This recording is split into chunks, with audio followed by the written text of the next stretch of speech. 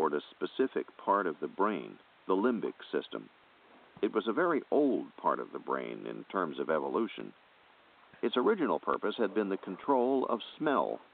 In fact, the old term for it was rhinencephalon, the smelling brain.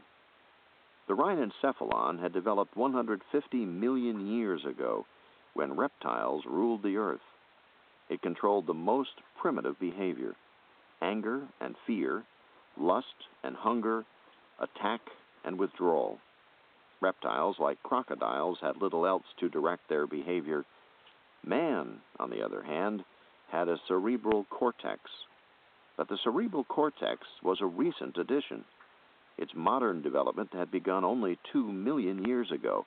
In its present state, the cerebral cortex of man was only 100,000 years old. In terms of evolutionary time scales, that was nothing. The cortex had grown up around the limbic brain, which remained unchanged, embedded deep inside the new cortex.